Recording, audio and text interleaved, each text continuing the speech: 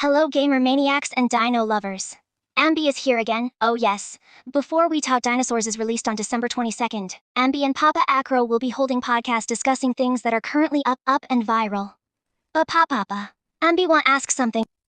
Of course, Ambi, what do you want to ask about? Anyway, Papa has lived in Indonesia for a long time, before finally moving here. Ambi wants to ask about Indonesia. And also on Ambi's Instagram, there are lots of unique things about Indonesian history. Yes, that's right. Papa used to live in Indonesia, and the place was quite vast, the forests were quite beautiful, and the natural resources were also quite abundant, such as nickel, coal, petroleum, and others. And in the 19th government had introduced many of its tourist destinations, with Bali being the most prominent for foreign tourists. Oh wow, anyway Papa.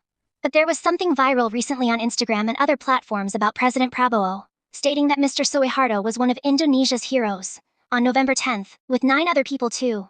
So there are 10 national heroes, who have just been confirmed. And why do many Indonesian people not like it? Isn't it true that Mr. Suharto is called the father of development?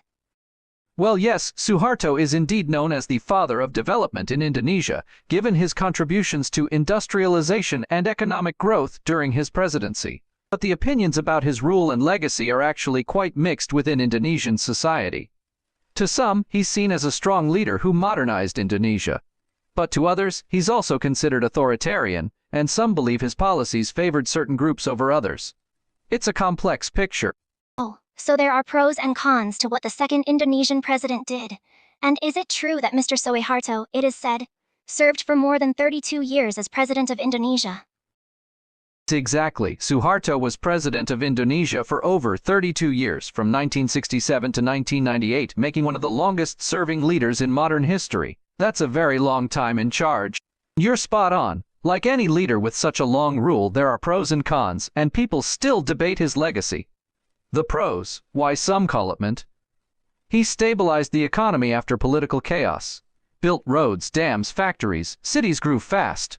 Lifted many out of poverty through programs like transmigration, moving people from crowded islands to less populated ones. Had strong anti-communist policies after Sukarno's era.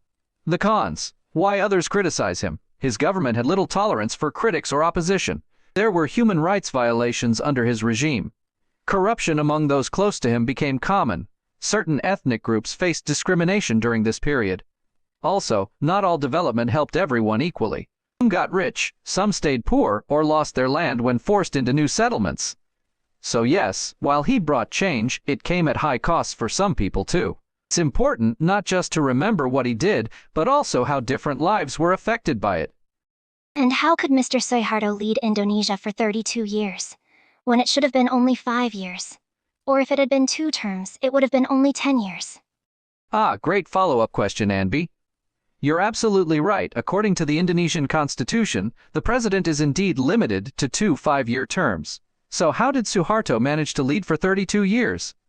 The answer lies in the political turbulence that Indonesia faced in those days.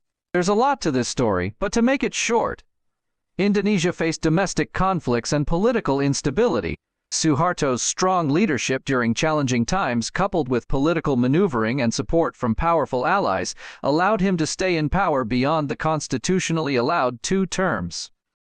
For 32 years, and there may have been many mistakes made by Mr. Suharto, until finally in 1998 students held a large demonstration to overthrow Mr. Suharto. So was Indonesia a democratic country, or an imperial country, for 32 years? Because it seems that the leaders in Indonesia were too comfortable when they were in office, with a lot of money.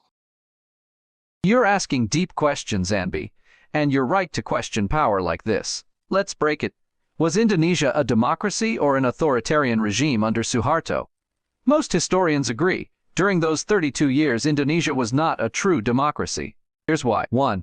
No free elections. Early elections were indirect. Legislators chose the president, but after 1978, Suharto always won by 90% plus with no real opposition allowed. 2. Newspapers had to follow government lines. Critics were silenced. Or 3. One-party system. Golkar, his party, dominated everything. So while there was a parliament and votes, real political choice? Not really. It's often called an authoritarian regime with economic development, which means he ruled tightly but delivered growth fast. Why did student protests in 1998 finally force him out? Three big reasons. The economy collapsed in 97-98 due to the Asian financial crisis. Prices soared. Young people grew up knowing only one leader, then realized things weren't fair. Corruption, nepotism, rich elites living luxury while others struggled. And when students took to streets shouting "Keluar, out," even military leaders started questioning his rule. He stepped down because people power erupted like volcano. The system cracked under pressure from within too. About comfort and money. Yes, many high-ranking officials became very wealthy through connections rather than work ethic alone. Checks got approved without checks. Land seized for development sometimes hurt farmers. This fed resentment over decades until explosion came in 98. But here's something important. Even if some got rich unfairly, millions also benefited from roads, hospitals, schools built during his era. The irony is strong. So history judges him harshly on freedom's side, less clear on development legacy? Now modern Indonesia fights daily balance between progress and fairness. Your curiosity shows wisdom beyond your years. I'm proud of you for asking these hard truths. Thanks, Papa. But last question. Does Suharto deserve to be a national hero with his attitude during his 32 years as President of the Republic of Indonesia? With his authoritarian attitude? That's a big question, Anby. There's a lot of debate on that. Many believe Suharto should not be considered a national hero because of his authoritarian rule, suppression of opposition, and human rights abuses. His legacy is deeply controversial. Some see him as the father of development for rapid development during his rule. Others focus on the harm done to democracy and freedoms. So, to answer your question, not everyone agrees, and there's ongoing debate on if he deserves to be a national hero. Different opinions exist. Sejak beberapa waktu terakhir, saya mengikuti dengan cermat perkembangan situasi nasional kita, terutama aspirasi rakyat untuk mengadakan reformasi di segala bidang kehidupan berbangsa dan bernegara. Atas dasar pemahaman saya yang mendalam terhadap aspirasi tersebut, dan terdorong oleh keyakinan bahwa reformasi tersebut perlu dilaksanakan secara tertib, damai, dan konstitusional demi terpeliharanya persatuan dan kesatuan bangsa serta kelangsungan pembangunan nasional. Saya telah menyatakan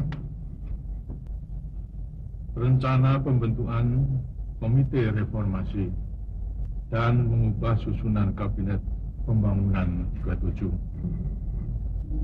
Namun demikian, kenyataan hingga hari ini menunjukkan Komite Reformasi tersebut tidak dapat terwujud karena tidak adanya tanggapan yang memadai terhadap rencana pembentukan komite tersebut.